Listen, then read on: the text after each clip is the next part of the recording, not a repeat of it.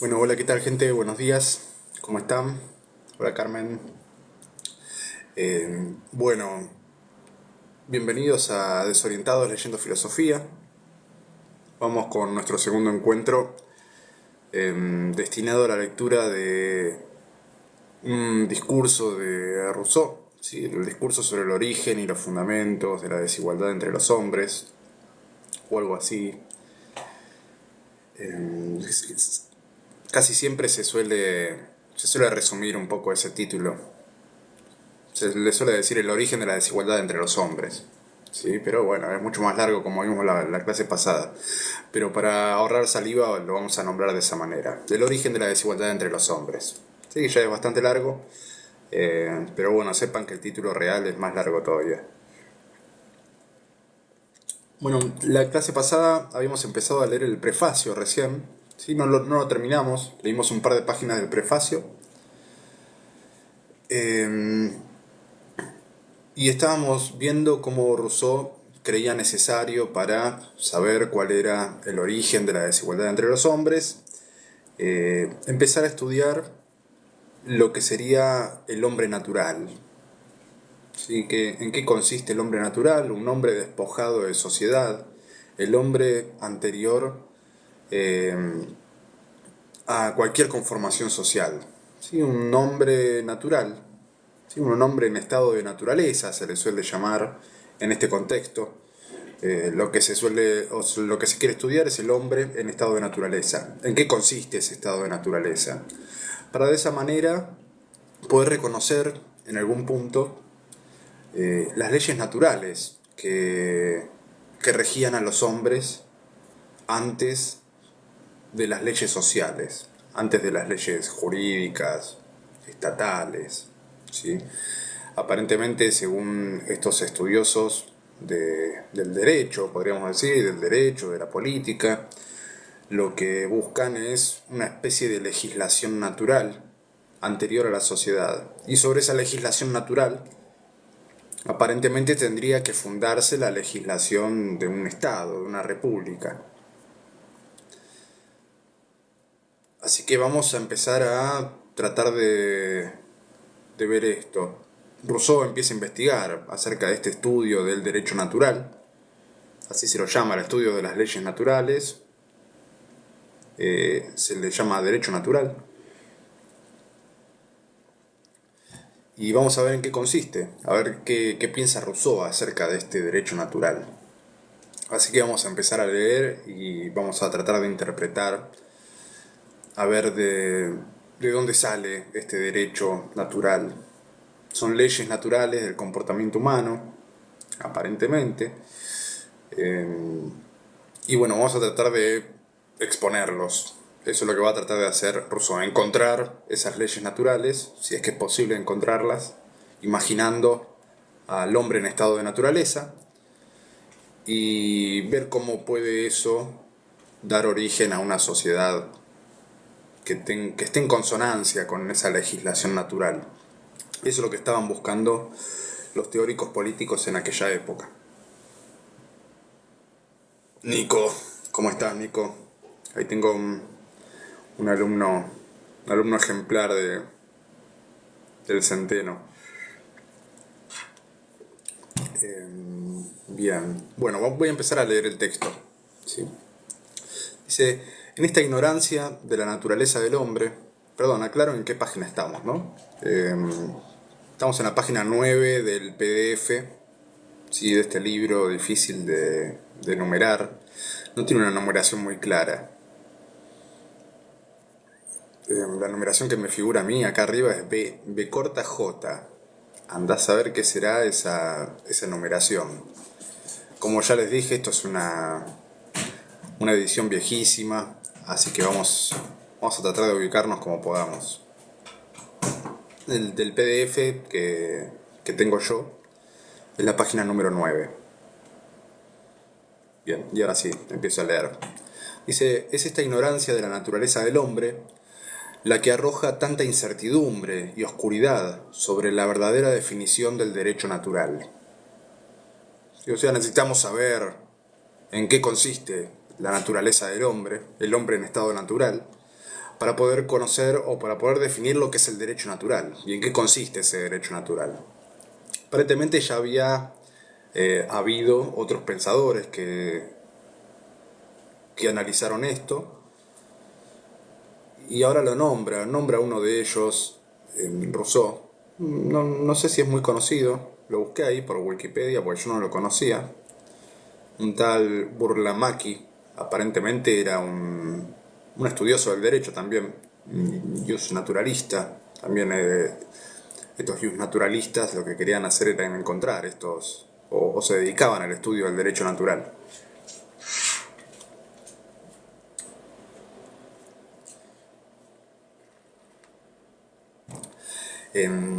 Bien, entonces sigo, dice, porque la idea del derecho, dice el señor Burlamaqui, y mucho más la del derecho natural, son sin contradicción ideas relativas a la naturaleza del hombre. Es pues de la naturaleza misma del hombre, continúa dicho señor, de su constitución y de su estado, que es necesario deducir los principios de esta ciencia. ¿Sí? O sea, si queremos entender el derecho natural, si queremos estudiar el derecho natural, tenemos que estudiar la naturaleza del hombre. Es decir, tenemos que estudiar al hombre, cómo hubiera sido el hombre en estado natural, anterior a toda sociedad, como habíamos aclarado antes. Así que Burlamaqui lo decía, Rousseau también está de acuerdo, usa las palabras de Burlamaqui para reforzar su postura, ¿no? Parece que era respetado en aquella época, así que lo usa como autoridad también para, para apoyar este estudio sobre el estado de naturaleza. Aunque ya lo venían haciendo un montón de personas. ¿Sí? Ya Platón, como había comentado la vez pasada, se dedicó al estudio del hombre en estado de naturaleza. Anterior a Rousseau también estaba Thomas Hobbes, ¿sí? Así que bueno, vamos a seguir.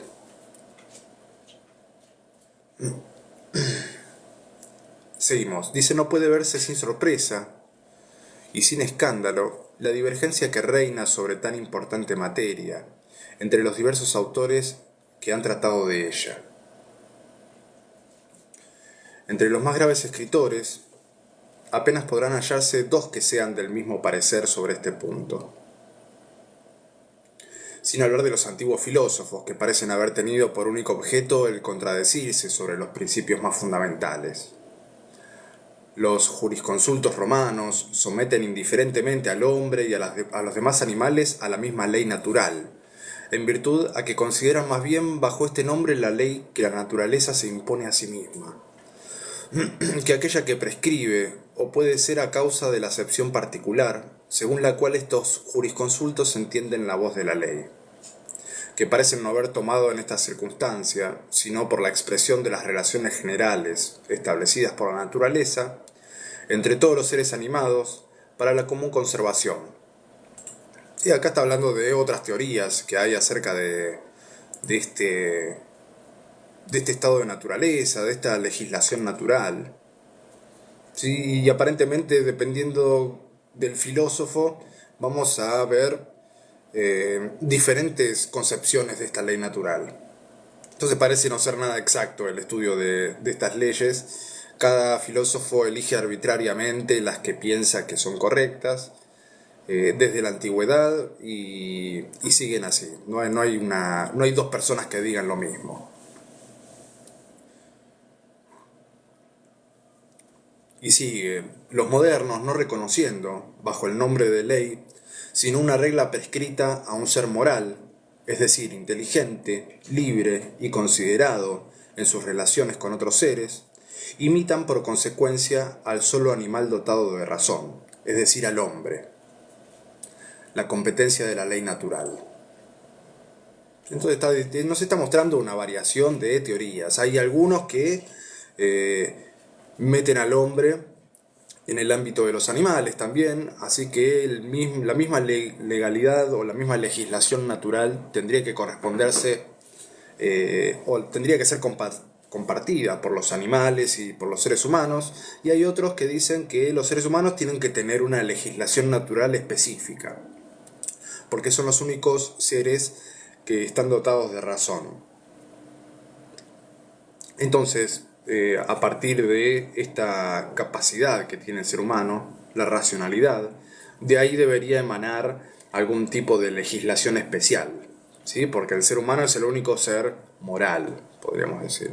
Y estas personas creen que de la moralidad natural del ser humano tiene que derivar cualquier ley social, cualquier ley que se da en un estado.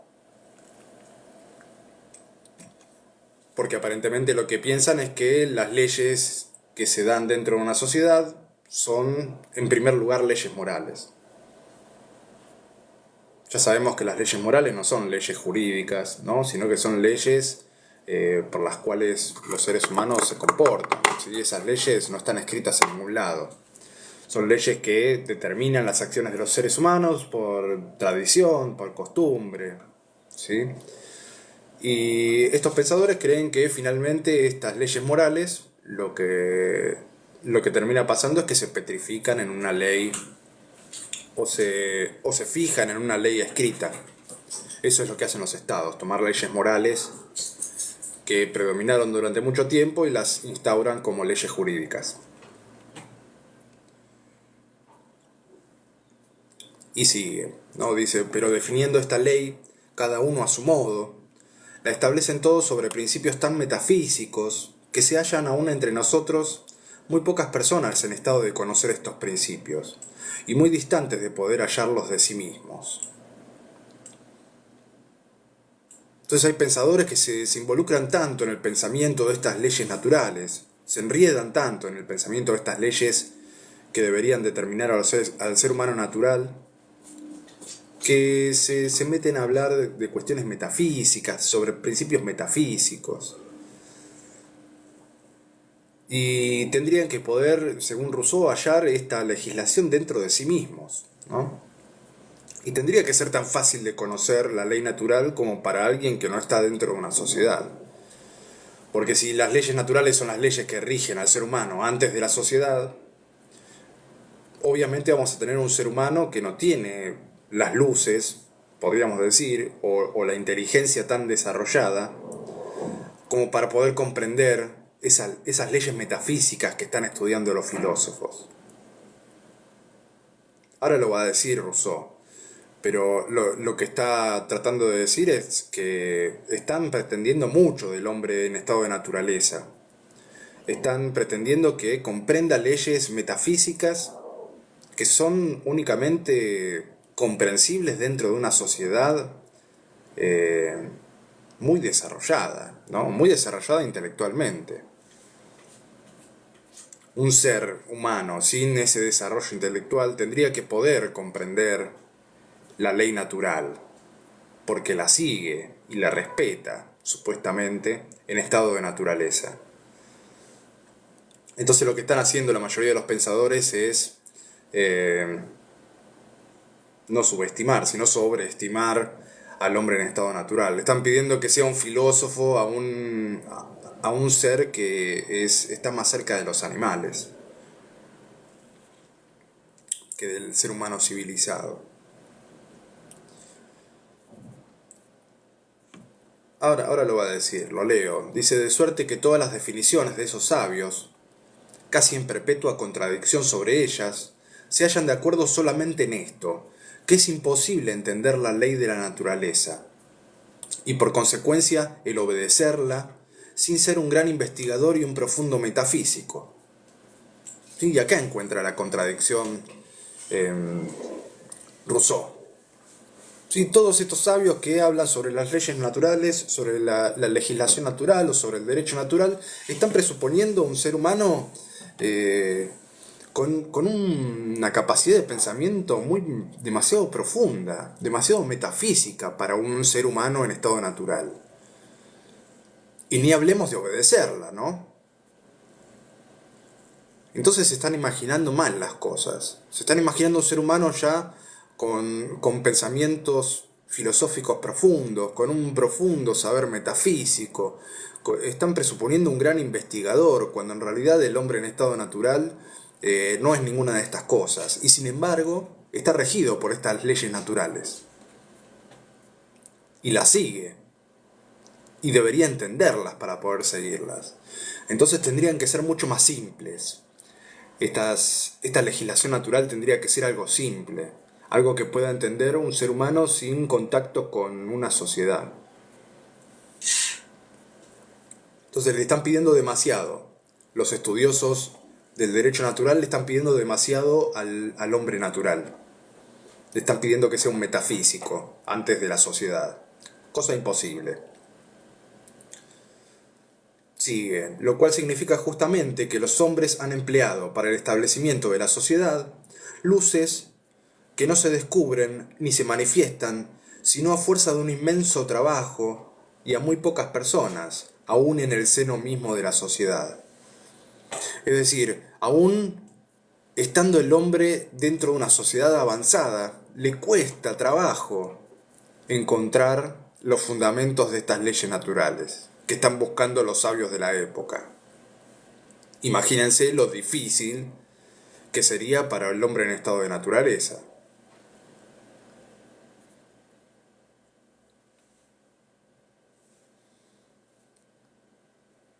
Entonces, están pretendiendo que el hombre natural tenía una inteligencia casi superior a la del hombre social, ¿no? A la del hombre que vive en sociedad y fue formado por una sociedad y que leyó y se instruyó.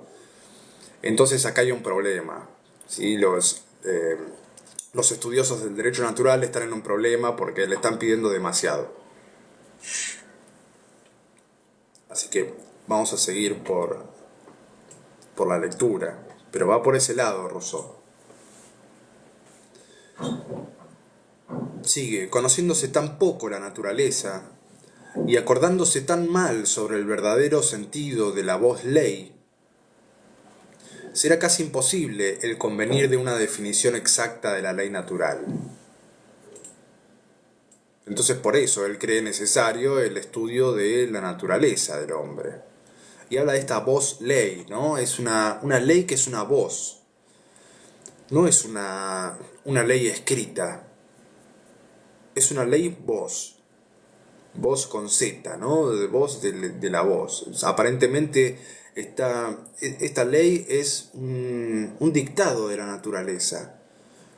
Una voz que tenemos nosotros en la cabeza, o mejor dicho, los seres humanos tenemos naturalmente una voz en la cabeza, que es la naturaleza, que nos dice cómo nos tenemos que comportar, sobre qué reglas tenemos que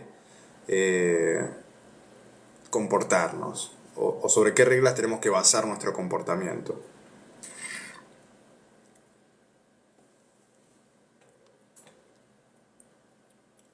De forma que todas cuantas se hallan en los libros, además del defecto de no ser uniformes, tienen aún el de ser emanadas de muchos conocimientos, que naturalmente no tienen los hombres, ¿sí?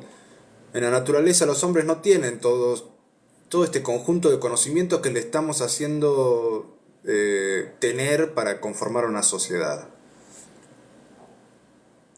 Recordemos que estamos hablando de los inicios de la sociedad, cómo es que el ser humano se une con otros para conformar una república, para conformar un estado. Y lo que le están pidiendo es que tenga el conocimiento de miles de libros al que no tiene acceso ese hombre natural.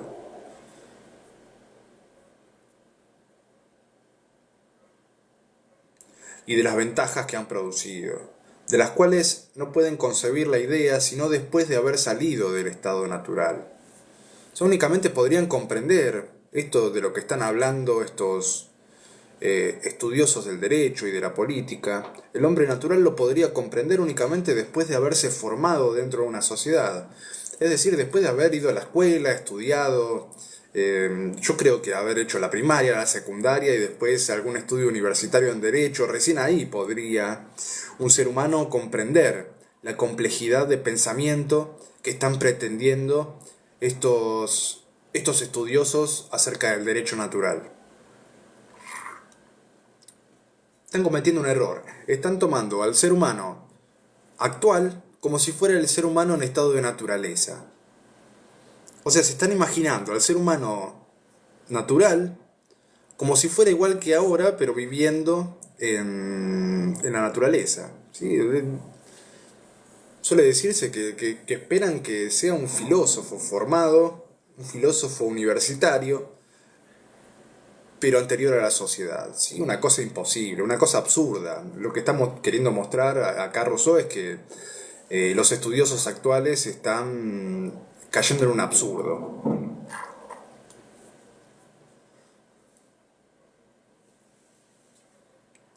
Y en general muchos pensadores hacen esto.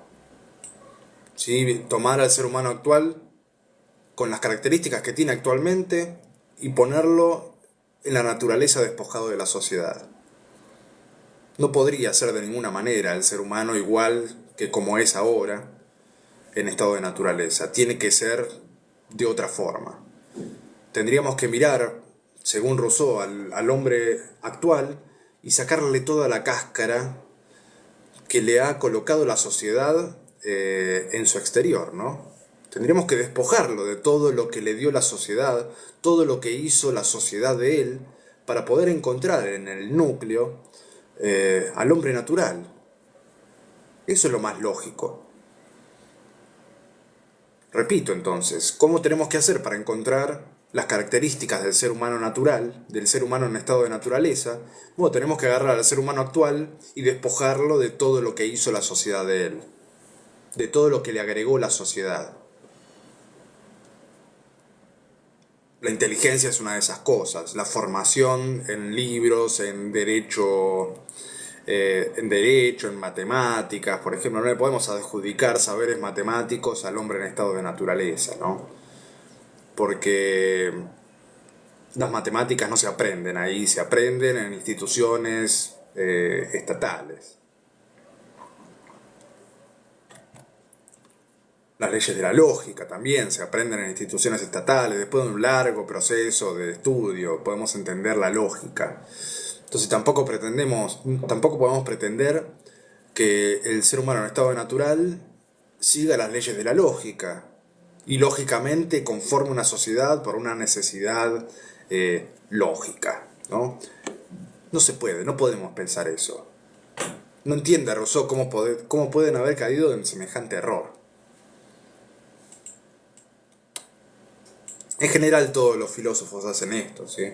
Miran para atrás y dicen no puedo creer cómo los pensadores del pasado cayeron en estos errores. Bueno, yo vengo a traer un pensamiento novedoso y mucho más coherente. Sí, todos los filósofos hacen eso. Así que, no sé, acostúmbrense. Porque lo que se hace es eso, negar primero casi todo el pasado y mostrar el verdadero pensamiento que es el de ellos. Y de alguna manera es algo que le da fuerza, ¿no? a sus argumentos. Bien, leo la última oración en donde me quedé. Y si después dan el nombre de ley natural... No, perdón, me parece que me fui mucho más adelante.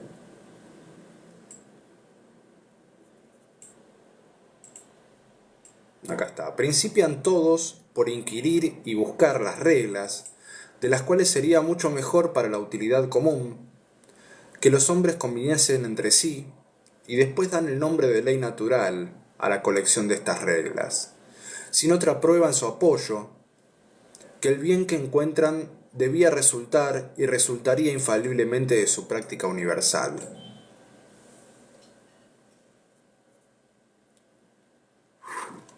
Lo leo de nuevo. Si dicen principian todos por inquirir y buscar las reglas, de las cuales sería mucho mejor para la utilidad común, que los hombres conviniesen entre sí, y después dan el nombre de ley natural a la colección de esas reglas. O sea, se imaginan al hombre natural uniéndose con otros seres humanos, suponiendo que se pueden comunicar entre sí lingüísticamente, ¿no? Que puedan llegar a un acuerdo y que puedan elaborar una serie de leyes antes de la sociedad. Y que le pongan leyes naturales a ese conjunto de reglas que establecen en común acuerdo. Algo casi imposible. Sin otra prueba en su apoyo, dice Rousseau, que el bien que encuentran debía resultar y resultaría infaliblemente de su práctica universal. O sea, ya le están dando pensamiento universal a un ser humano anterior a la sociedad. Le está dando demasiadas luces. Sí, acá está haciendo toda una argumentación para justificar esta idea. O sea que es una ley. Una ley es una norma universal. ¿Sí? Es una norma que tendríamos que pensar que debería servir para todos los casos, ¿no? Porque las normas del derecho, por ejemplo, las leyes, son leyes porque hablan de cuestiones muy generales, de cuestiones universales. Y este pensamiento no puede ser un pensamiento de un ser humano en estado natural. ¿Para qué un ser humano en estado natural va a tener pensamientos universales? ¿Por qué va a hacer afirmaciones universales un ser humano en estado natural? Si toda su vida es una vida particular. Sigamos. Ved aquí, dice, un método muy cómodo de componer definiciones y de explicar la naturaleza de las cosas por medio de conveniencias casi arbitrarias. ¿Sí? Se imaginan, bueno, qué es lo que le convenía hacer el natural para poder sobrevivir. Bueno, estas determinadas reglas elegidas arbitrariamente. Y bueno, esto es lo que hizo el ser humano en estado natural. Como había hecho Hobbes. Sí, acá tiene una mirada en Hobbes también. Los seres humanos delegan sus derechos a un tercero. En estado de naturaleza está hablando, ¿no? Se ponen de acuerdo entre sí, delegan todos sus derechos a un tercero, y ese tercero va a tener todo el poder de los seres humanos que se pusieron de acuerdo entre sí. O sea, algo demasiado avanzado para un ser humano que jamás tuvo contacto con otros seres humanos más que contactos violentos. Es un problema que encuentra Rousseau en el Leviatán de Hobbes.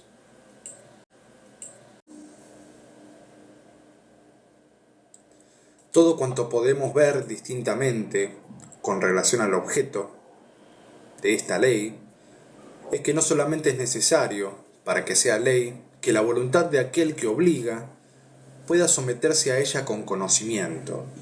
Si el hombre natural, para seguir la ley de naturaleza, tiene que tener conocimiento de esa ley natural, si no es imposible que la siga. Entonces no pueden ser tan complejas como están imaginándose los pensadores de la época. No puede ser una ley muy compleja, tiene que ser una ley bastante simple, y esa ley tiene que ser una voz de la naturaleza, que nos habla, o que le habla al hombre natural, y el hombre natural entiende. Ese es el primer requisito que tiene que tener el derecho natural. Tiene que ser tan simple como para que un hombre simple, un hombre en estado de naturaleza, pueda comprender esa voz. Así que esa voz tendría que ser prelingüística de alguna manera. Tendría que ser una voz que no sea, que no hable ningún idioma, o que hable un idioma universal que puedan entender todos los hombres, que podríamos imaginar no tenían lenguaje antes de la sociedad. ¿Para qué va a querer hablar? ¿Para qué va a querer hablar el ser humano si no tiene otros hombres alrededor?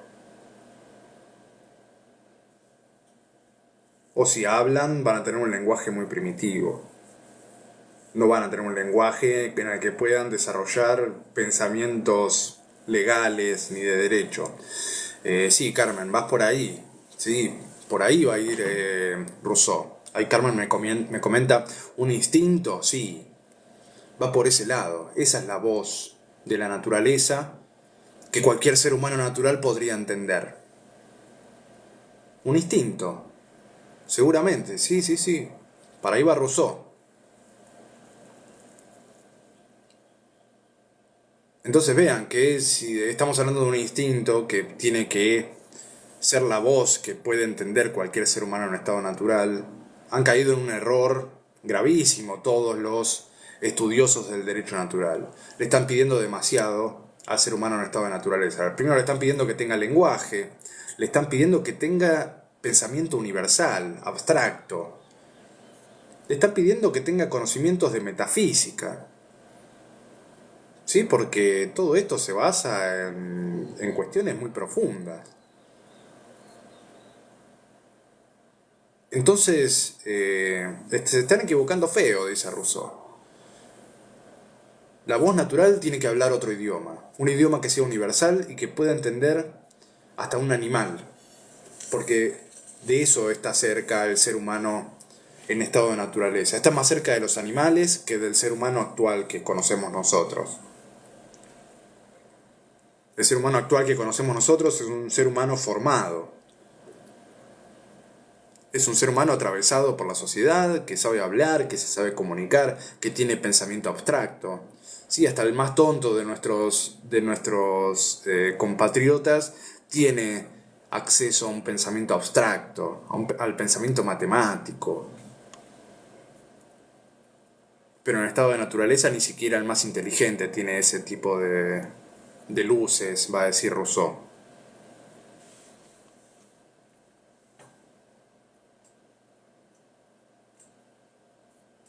Sigo.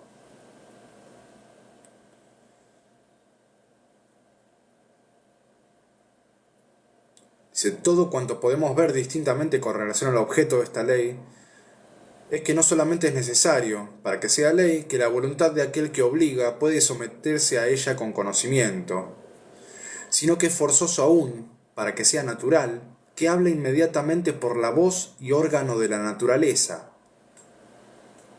Ahí otra vez, ¿sí? Tiene que hablar por la voz y el órgano de la naturaleza. Dejando aparte, pues, todos los libros científicos, los que no nos enseñan otra cosa más que a ver a los hombres tales como ellos se han formado. Si no vamos a encontrar esta ley natural como producto de un saber científico, porque el hombre natural no tenía acceso a eso. No puede ser tan difícil de entender, tiene que ser algo más simple. Obviamente Rousseau está escribiendo un libro, ¿no?, acerca de esto, pero en primer lugar está queriendo despojar todo el pensamiento anterior, todo el pensamiento científico formado alrededor del derecho natural. Sí, entonces lo que no nos enseñan otra cosa más que a ver a los hombres tales como ellos se han formado, y meditando sobre las primeras y las más simples operaciones del alma humana.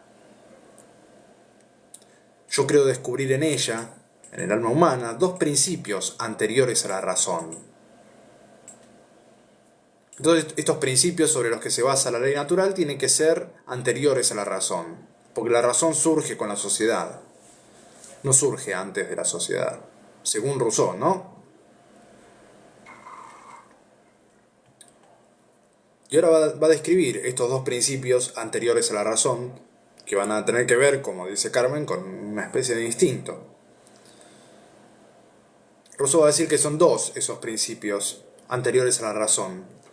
El uno, dice, el primero, es aquel que nos estimula e interesa poderosa y ardientemente a nuestro bienestar y a nuestra propia conservación. ¿Sí? Podríamos decir que es un amor propio. El amor propio, el amor de sí, es el primer instinto que tenemos. Es el primer sentimiento natural que tiene cualquier ser humano. El querer conservarse vivo.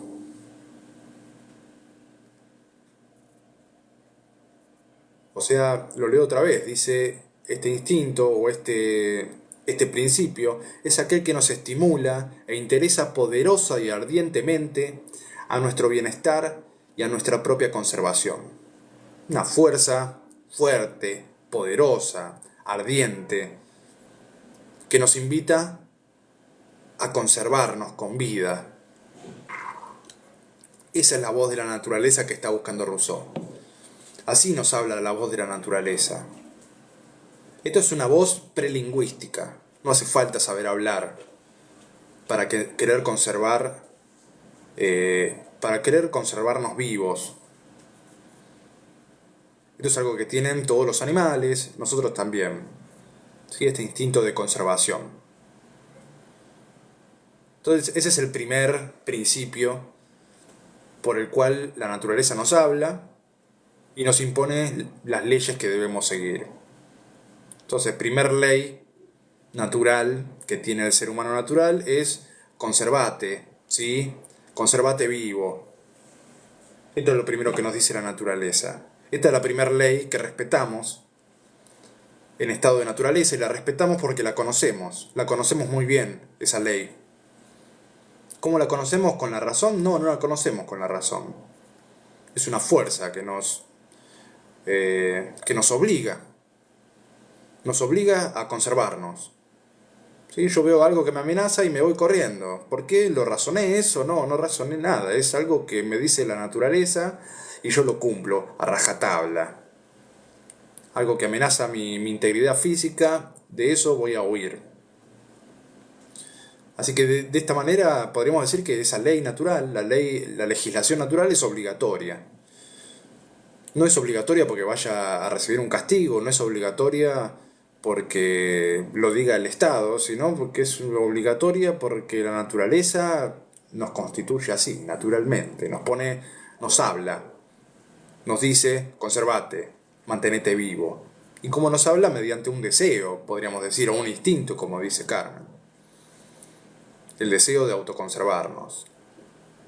Y el otro principio, el segundo, es aquel que nos inspira una repugnancia natural de ver perecer o sufrir a todo ser sensible, y principalmente a nuestros semejantes. Y acá tenemos otro sentimiento en el que se basa la legislación natural, el derecho natural, en la repugnancia de ver sufrir a otro. Lo leo otra vez. Y el otro, aquel que nos inspira una repugnancia natural de ver perecer o sufrir a todo ser sensible. Esto vendría a ser una especie de empatía, ¿no? O sea, nosotros naturalmente tenemos una repugnancia a ver sufrir a otras personas o a ver sufrir a un animal. Sí, es una repugnancia natural. El que no la tiene es porque, no sé, fue desviado de la naturaleza, ¿sí? Nosotros por ahí hoy en día no podemos entender esta repugnancia natural de ver sufrir a otro. Después más adelante lo vamos a ver con Rousseau, que esto es la sociedad la que empezó a callar esta voz natural. No quiero espolear mucho, pero según Rousseau, el mal de todos los seres humanos es la sociedad. Eso es lo que nos sacó, lo que tapó esa voz natural.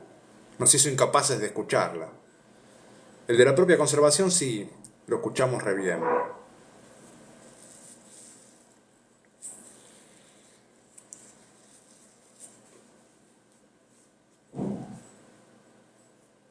Pero el de la repugnancia de ver sufrir a otro,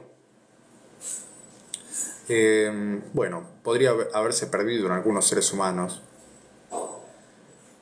Pero para el resto podríamos reconocer eso en nosotros, ¿no? Cuando vemos, los hombres generalmente tenemos un sentimiento natural en ese sentido. Cuando nos pegan en los testículos, ¿no? Eso todavía se conserva. Vemos a un hombre que le pegan en los testículos y lo sienten todos los hombres. ¿Sí? De esto estaría hablando Rousseau. Esa sensación de malestar que percibimos los seres humanos cuando se lastima a otro. una de las razones por las cuales dejé, dejé de estudiar medicina, ¿no? Porque no podía ver gente lastimada.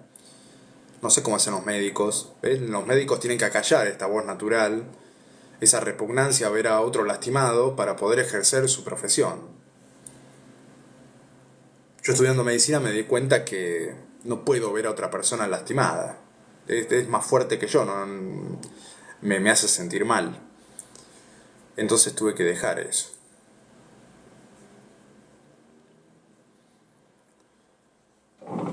Entonces son dos los sentimientos, el amor propio y la repugnancia a ver otro lastimarse, empatía podríamos llamarlo. Ahora creo que le va a dar nombres Rousseau, pero para entenderlo mejor tenemos esos dos, esos dos instintos, esos dos sentimientos, esas dos voces de la naturaleza que nos habla. Y sigue Rousseau. Dice, es del concurso y de la combinación que nuestro entendimiento se halla en estado de hacer de estos dos principios, sin que sea necesario recurrir a la sociabilidad, que me parece emanan o provienen las reglas del derecho natural. O sea, las reglas del derecho natural deberían provenir de acá. Deberían provenir de estos dos principios que puede entender cualquier ser humano en un estado natural.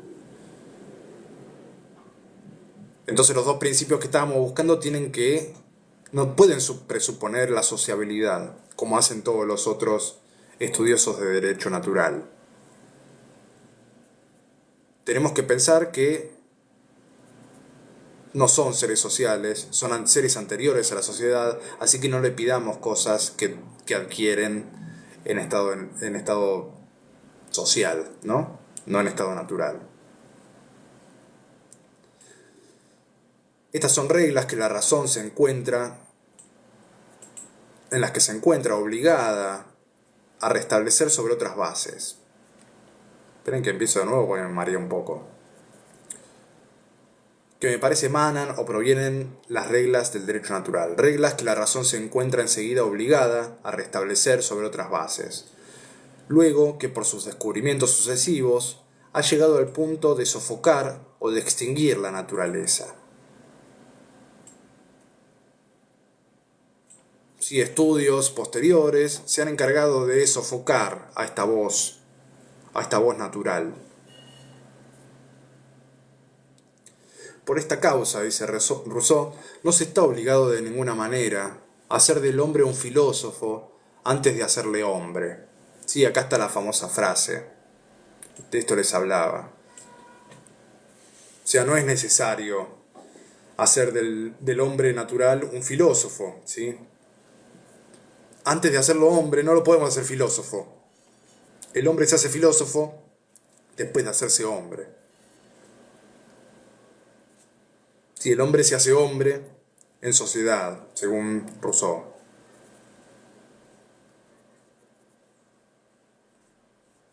Sus deberes para con sus semejantes no le han sido dictados únicamente por las lecciones tardías de la sabiduría.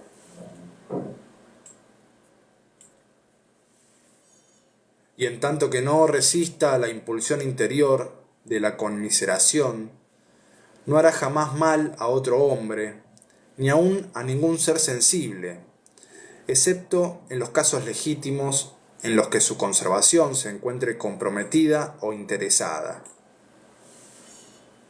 Si el hombre natural es un hombre que no puede hacerle mal a otros seres, lo puede hacer si está obligado por su propia conservación, ¿no? Primero, uno mismo. Después está el otro sentimiento. O sea que tienen una cierta jerarquía estos dos sentimientos. El primero es el amor propio, ¿no? Ese está por sobre todo sobre todo las leyes naturales. El segundo es cuidar a los otros. O por lo menos no hacerles daño, ¿no? No hacer daño a otros seres. Perdón, pero estoy hecho pelota hoy.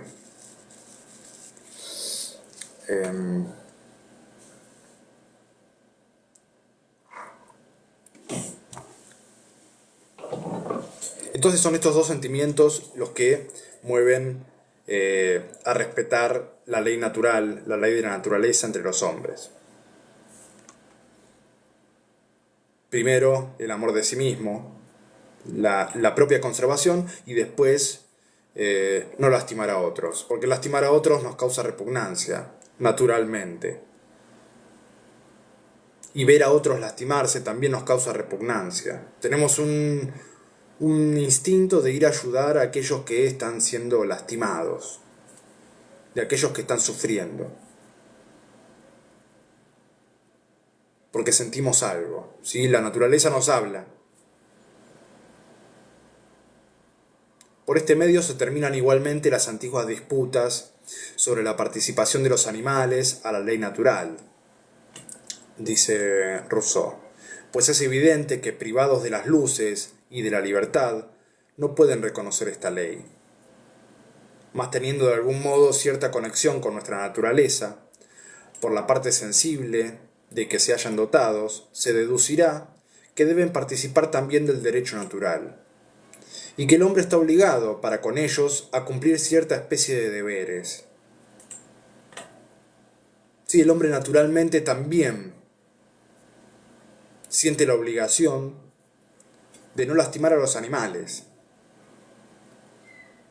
O sea, esta actitud del ser humano de lastimar a otros animales también viene con la sociedad, con la sociabilización del ser humano. El hombre naturalmente, la voz de la naturaleza le dice que no lastime a otros animales. ¿Sí? Porque cuando ve a un animal o a otro ser lastimado, sufre, tiene una sensación de sufrimiento. A menos que sea por su propia conservación, ¿no? Si el hombre en estado natural no va a matar a un animal para hacerse zapatos. Va a matar a un animal si tiene hambre y su vida corre peligro si no come, ¿no? Pero para hacerse zapatos no va a matar a un animal. Porque la voz de la naturaleza no lo deja, no le va a dejar tranquilo la cabeza. El hombre en sociedad sí puede hacer eso porque sofocó esa voz de la naturaleza.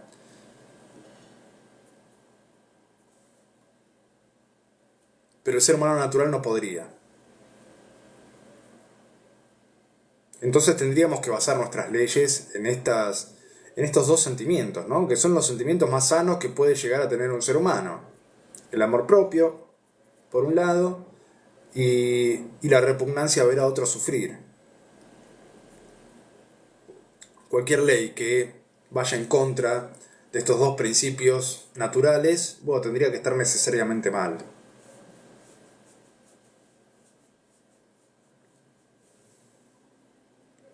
El ser humano hoy en día, no sé, mata elefantes para sacarle los colmillos, ¿sí? Eso sería inadmisible. Un ser humano en estado natural no podría hacer eso, según Rousseau, ¿no? Si mata o si hace sufrir a algún animal, lo va a hacer si corre peligro su vida, si corre peligro su propia conservación, porque esa es la primera ley que se cumple, la propia conservación. Si no corre peligro mi propia conservación, no voy a lastimar a otros. Y acá tenemos este hombre bueno que piensa Rousseau. Siempre se estudia esta dicotomía entre Rousseau y Thomas Hobbes. Hobbes pensaba un ser humano natural, violento, ¿sí? Violento con los otros. Se lo imaginaba de esa manera. Y Rousseau todo lo contrario. Rousseau se imagina un ser humano natural, un ser humano en estado de naturaleza, bueno, ¿sí? Que tiene estos dos sentimientos. Sí, tiene un sentimiento interesado, que es el de su propia conservación, pero el segundo lo obliga de algún modo, naturalmente, a conservar a los otros seres, porque le causa repugnancia verlos sufrir.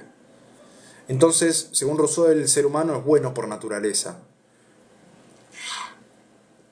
La sociedad lo hace malo. Hay muchos memes que dicen que el transporte público hace malo al hombre. El ser humano es bueno por naturaleza, pero el que lo corrompe es el transporte público. Estoy bastante de acuerdo con eso. Es un chiste, ¿no? Pero está bueno. Bueno, Rousseau dice esto. Ese meme viene de parte de Rousseau, que Rousseau dice que el hombre es bueno por naturaleza, pero la sociedad lo corrompe. La sociedad es la culpable de sofocar la voz de la naturaleza. Si escucháramos más la voz de la naturaleza, seríamos seres más amables con nuestro entorno, con nosotros mismos, etc.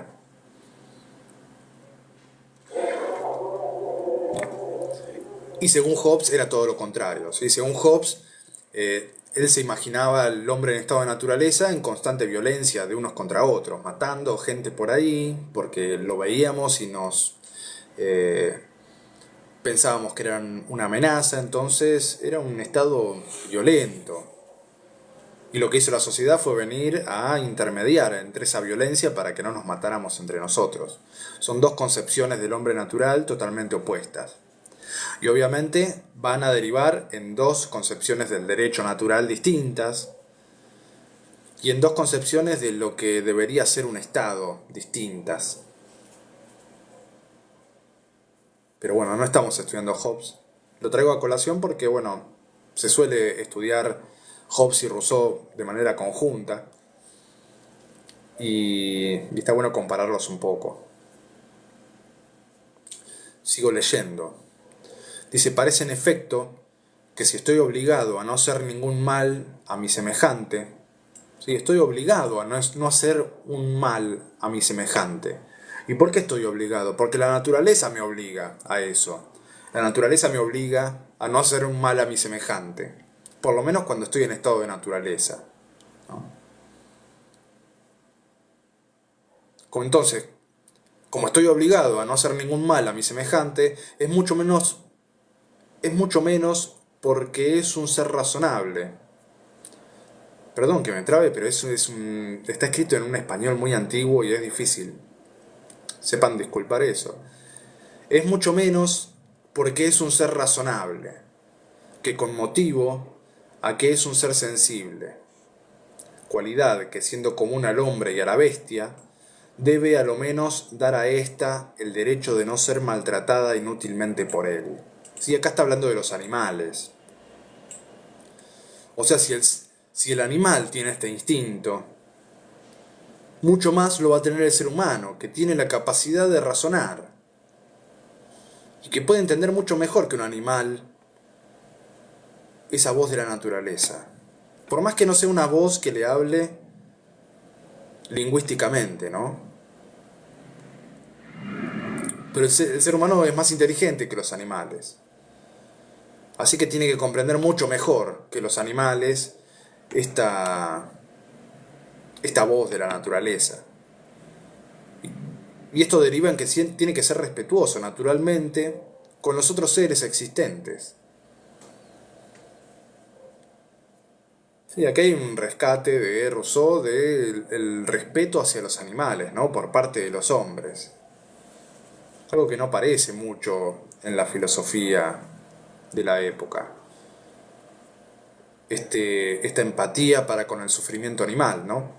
El hombre naturalmente, tiene una repugnancia a lastimar a otros animales también, más a sus semejantes, ¿sí? Pero a cualquier ser vivo, con cualquier ser vivo le pasa esto. La ley lo manda a no lastimar a ningún ser vivo. ¿Por qué? Porque cuando vemos a un ser vivo sufrir, sufrimos nosotros, tenemos esa sensación. Y esa sensación es la naturaleza que nos está hablando. Yo veo un perro lastimado en la calle y sufro, ¿sí? Porque es la naturaleza la que me está diciendo, mirá, hay un animal lastimado, sufrí. Y de ese sufrimiento va a surgir, no sé, un intento de ayudar, o un intento de no causar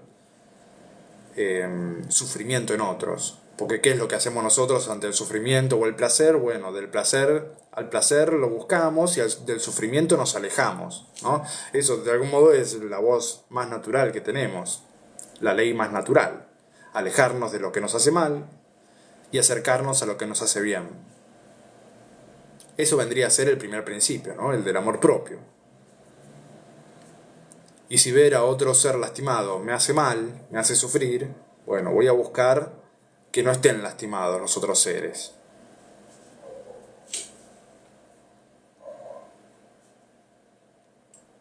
Voy a buscar no lastimar a un animal. Sí, no está en la naturaleza del hombre, en la naturaleza del ser humano, maltratar animales. No, para nada. La sociedad hace eso del ser humano, ese ser lamentable que lastima animales, a veces por gusto, ¿sí? Pero eso no es natural, no es natural en el ser humano, es una aberración, ¿sí? Una deformación del ser humano, el que disfrute haciendo sufrir a otros. Este mismo estudio del hombre original, de sus verdaderas necesidades y de los principios fundamentales de sus deberes, es el solo medio que puede emplearse para aclarar las infinitas dificultades que se presentan sobre el origen de la desigualdad moral. Sí, acá trae a colación esta pregunta que surge, o esta pregunta que origina todo este texto, ¿no? Si es natural la desigualdad entre los hombres. Y acá habla de una desigualdad moral en un principio.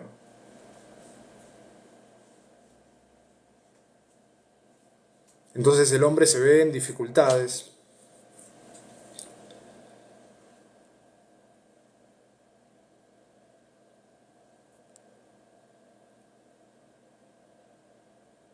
Perdón. Que después de una hora TikTok me hace completar un rompecabezas molesto. Bien. Leo otra vez. Este mismo estudio del hombre original, de sus verdaderas necesidades y de los principios fundamentales de sus deberes. Sí, el hombre natural tiene deberes. Y estos deberes son cumplir con las leyes naturales. Es el solo medio que puede emplearse para aclarar las infinitas dificultades que se presentan sobre el origen de la desigualdad moral. O sea, si yo quiero estudiar el origen de la desigualdad moral, tengo que estudiar los principios fundamentales que mueven al hombre natural, al hombre en estado de naturaleza. O sea, todo esto es una justificación de por qué va a empezar por esto Rousseau. ¿Por qué va a empezar estudiando al hombre en estado de naturaleza? Recuerden que esto es el prefacio, ¿sí? Nos está tratando de convencer de que para responder esta pregunta, lo primero que va a tener que hacer es dar las características que tiene el ser humano en estado de naturaleza. Y las características de esta legislación natural. Ahí vamos a poder encontrar la desigualdad entre los hombres. Aparentemente hay una igualdad inicial, ¿sí? La igualdad inicial son estos dos sentimientos. La igualdad inicial es que todos respetan la ley de la naturaleza.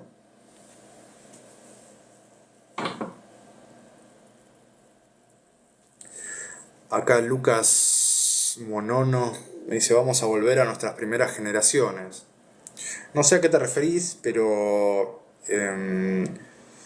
creo entender lo que decís, bueno, entonces tendríamos que volver a este estado de naturaleza para poder vivir mejor, más sanamente. Y sí, Rousseau piensa eso. Habría que realizar una vuelta a la naturaleza. Tendríamos que volver a lo natural. Pero para el ser humano actual es algo imposible. No podríamos volver a ese estado. No nos podemos despojar tan fácilmente de lo que la sociedad hizo de nosotros. Sí, después lo va a decir Rousseau más adelante. ¿Sí? Yo te estoy adelantando por esta pregunta. Sí, sería deseable, dice Rousseau, volver a ese estado natural y guiarnos por las leyes de la naturaleza, que son lo mejor que hay, ¿sí? Porque si son estas dos normas las que van a guiar nuestro comportamiento, bueno, son bastante respetables. Pero Rousseau dice que es imposible para nosotros, es imposible volver del estado social al estado de naturaleza, porque ya está, estamos corrompidos, ya el mal está hecho.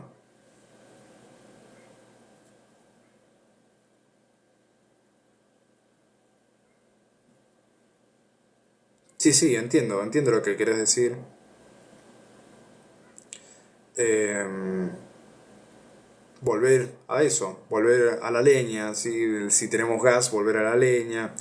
Sí, entiendo lo que decís, pero bueno, usando esa analogía que decís vos, Rousseau dice, no, no se puede volver a la leña. O habiendo conocido el gas, listo, ya está, estás perdido.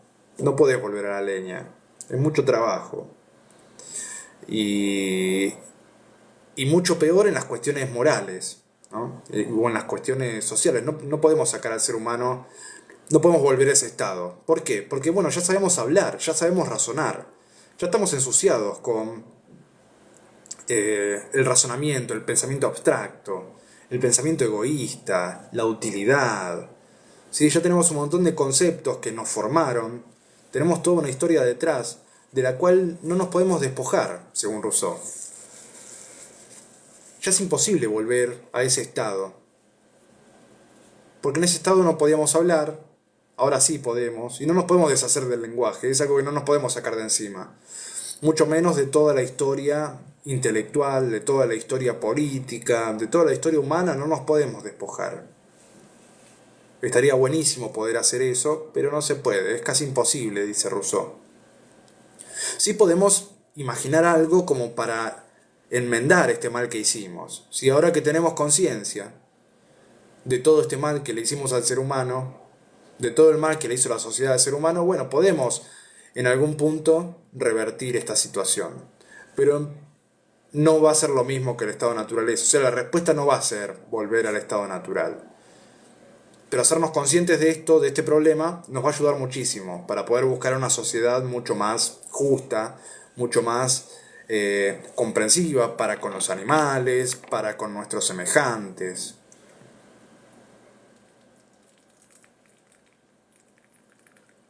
etcétera.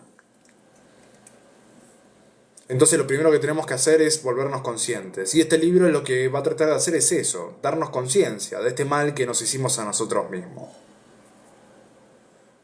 Empezar a escuchar otra vez a la voz de la naturaleza. No nos va a devolver al estado de naturaleza, pero nos va a hacer seres más empáticos, seres más respetuosos de nuestros semejantes, ¿no?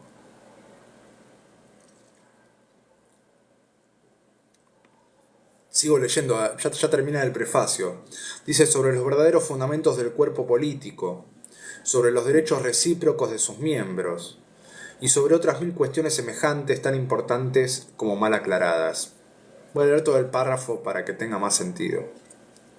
Dice, este mismo estudio del hombre original, de sus verdaderas necesidades y de los principios fundamentales de sus deberes, es el solo medio que puede emplearse para aclarar las infinitas dificultades que se presentan sobre el origen de la desigualdad moral, sobre los verdaderos fundamentos del cuerpo político, sobre los derechos recíprocos de sus miembros y sobre otras miles cuestiones semejantes tan importantes como mal aclaradas.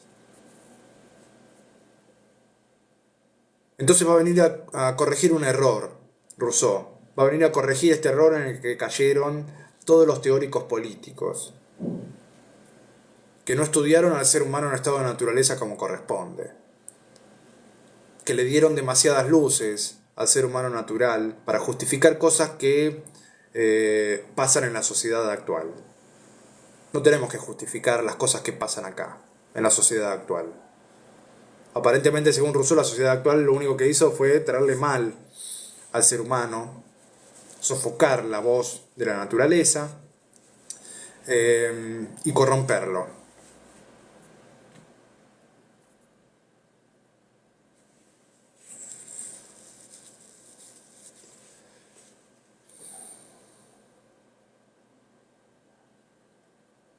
Bien, y ahora hace un par de observaciones. Parece una resolución lo que está haciendo Rousseau. Observando, dice ahora. Sí, primero fue el prefacio y ahora observando. Parece una resolución de algún organismo del Estado, ¿no? Es bastante formal, Rousseau. Considerando tales cosas, bueno, se resuelve. Está bueno, es bastante organizado el señor.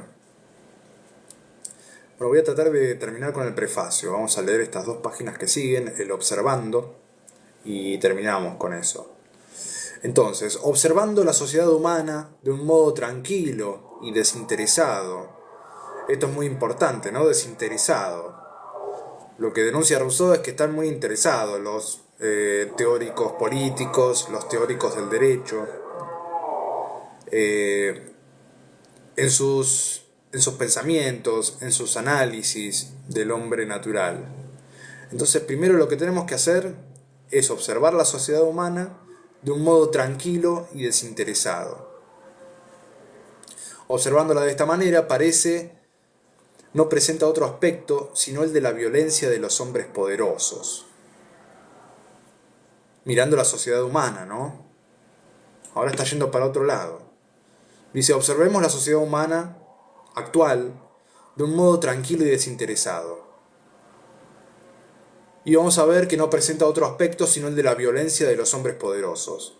Los hombres poderosos están siendo violentos y oprimen a los débiles. Eso es lo que encontramos en la sociedad actual, dice Rousseau. Si lo observamos objetivamente, ¿no?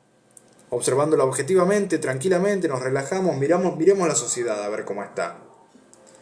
Y lo que nos vamos a encontrar es que hay un grupo de poderosos que oprime a los débiles. Eso es lo que está pasando. El espíritu se irrita, indigna contra la tiranía de los unos y se ve insensiblemente forzado a deplorar la ceguedad de los otros. Si más actual esto es imposible, ¿no? Parece, no sé, leo Rousseau y parece que está hablando de la sociedad en la que estoy viviendo hoy en día y en la que viven muchos de nosotros. Lo único que ve es violencia de poderosos contra débiles. Y el espíritu se irrita e indigna contra la tiranía de los unos, ¿sí? De los poderosos. Y también deplora insensiblemente la ceguedad de los otros, de los oprimidos. Entonces decimos, bueno, ¿cómo los oprimidos no pueden ver que están siendo oprimidos por estos poderosos? Hay una indignación ahí. Eso es lo que se vive en la sociedad. ¿Cómo es que los oprimidos, que son más que los poderosos, se dejan dominar de esa manera? Y por eso habla de deplorar la ceguedad de los otros. ¿Qué están ciegos? ¿No ven lo que está pasando? Entonces dice, y se ve insensiblemente forzado a deplorar la ceguedad de los otros, pero como nada es menos estable entre los hombres que estas relaciones exteriores, que la casualidad produce con más frecuencia que la rectitud y la sabiduría. Y a las que llaman debilidad o potencia, riqueza o pobreza, es la razón por la cual los establecimientos humanos parecen, a primera vista, fundados sobre montones de arenas móviles. Sí, esto de la superioridad, del poder, es algo transitorio, sí, es algo que se va moviendo. No es sino examinándolos de cerca, y después de haber separado el polvo y la arena que circunvalan el edificio, que puede apercibirse la base inmovible sobre la cual se halla es establecido, y que se aprende a respetar los cimientos. O sea, lo que tenemos que hacer es eso. Él está hablando del gran edificio de la sociedad. Lo que tenemos que hacer es ir a ver los cimientos, a ver cómo fueron construidos. Y los cimientos fueron construidos sobre la legislación natural. Esto es lo que nos está hablando. Entonces la legislación natural tiene que ser estudiada y para eso necesitamos ir a los cimientos del edificio, del conocimiento humano, separar la arena que está circundando, separar el polvo, ¿sí? Separar aquello que ensució la sociedad, que puso la sociedad sobre esos cimientos y ver qué hay ahí. De aquí se sigue que sin el estudio serio del hombre, de sus facultades naturales y de sus progresos sucesivos, no se podrá jamás conseguir el hacer estas distinciones y separar en la actual constitución de las cosas lo que ha hecho la voluntad divina de aquello que el arte humano ha pretendido hacer. Otra vez está justificando lo que va a hacer ahora, que va a ser estudiar la naturaleza del hombre.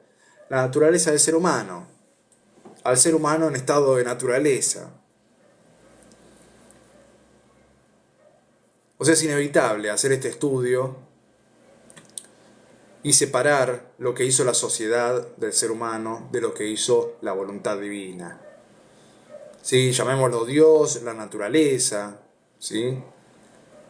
Aparentemente la sociedad actual nos alejó de ese origen divino, de ese origen natural. Entonces tenemos que separar el polvo, la arena, aquello que hizo la sociedad de nosotros, la tenemos que separar. Es un trabajo difícil, ¿no? Separar lo que es natural de lo que es artificial en el ser humano. Eso es lo que está queriendo hacer Rousseau. Aquello que el arte humano ha pretendido hacer. Lo que hace el arte humano es lo artificial, ¿no? Entonces, en resumidas cuentas, separar lo que tiene el hombre de artificial de lo que tiene el hombre de natural. Es inevitable ese trabajo para poder empezar a pensar una legislación sana. Y ahí vamos a encontrar el origen de la desigualdad entre los hombres, que es lo que nos interesa en este momento, ¿no? ¿Cuál es el origen de la desigualdad entre los hombres? En un principio todos los hombres son iguales. Estamos viendo según Rousseau. El hombre natural se guía por dos sentimientos, que es el del amor propio y el de la empatía. Y las diferencias tienen que venir después. Si el hombre natural son todos iguales por naturaleza. Igual ahora lo va a desarrollar mucho más, ¿no? Pero el origen de la desigualdad no sería natural. Sigo, ya estamos terminando. Dice, las investigaciones políticas y morales, a las cuales da lugar la importante cuestión que examino, son por consecuencia útiles de todas maneras, y la historia hipotética de los gobiernos es para el hombre una lección instructiva a todas luces. Entonces es consciente Rousseau de este carácter hipotético sobre el que está trabajando. Posiblemente no haya existido este hombre natural. Es una hipótesis necesaria para poder realizar investigaciones morales y políticas. Es una ficción necesaria que tenemos que elaborar en nuestra cabeza para poder tratar de entender. No podemos volver al pasado y ver cómo se iniciaron las sociedades. Ya lo intentó Platón, que estaba más cerca del pasado que nosotros, y no lo logró. Él también tuvo que imaginar al hombre en estado de naturaleza. Si lo tuvo que hacer Platón, bueno, nuestro trabajo va a ser mucho más difícil todavía.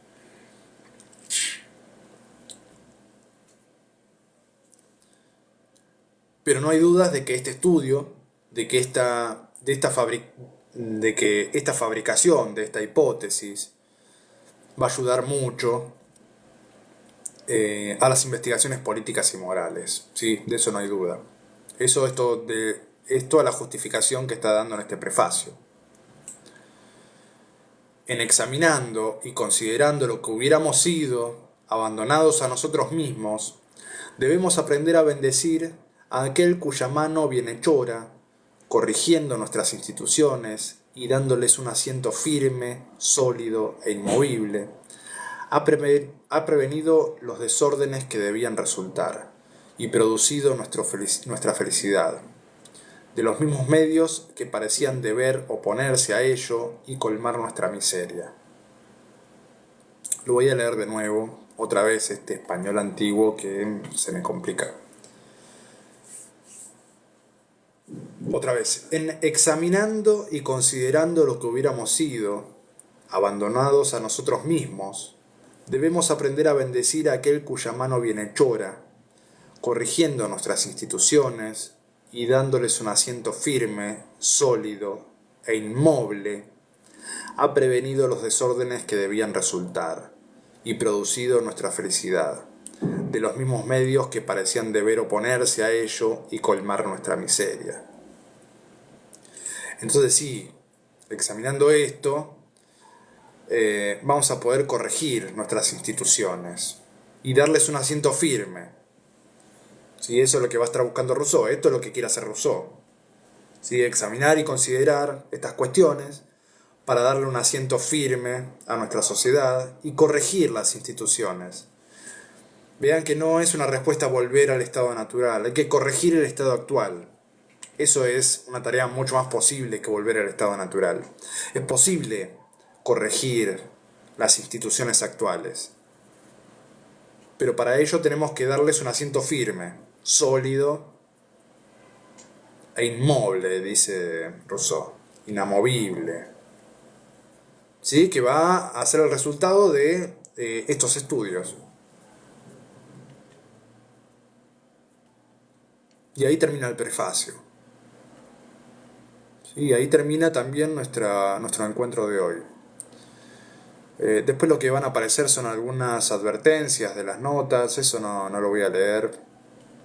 Dice Rousseau que agrega notas, que primero leamos todo el texto sin las notas y después leamos las notas, que lo leamos por segunda vez, siguiendo sus notas. Nosotros lo vamos a leer una vez y sin leer las notas, ¿sí? Porque las notas las agrupa todas al final. Así que vamos a leer así el discurso como viene escrito. Bueno, ya la semana que viene vamos a empezar. Arrancamos con el discurso en sí mismo, ya no leemos el prefacio, ya lo leímos toda la justificación, más o menos cuáles son las intenciones de Rousseau con este discurso. Y el sábado que viene vamos a entrarle directamente, ¿sí? al discurso sobre el origen y los fundamentos de la desigualdad de condiciones entre los hombres. Bueno, espero que hayan disfrutado el encuentro. Nos veremos el sábado que viene, desorientados leyendo filosofía. Bueno, que tengan un buen fin de semana largo, una buena semana corta. Nos vemos el sábado.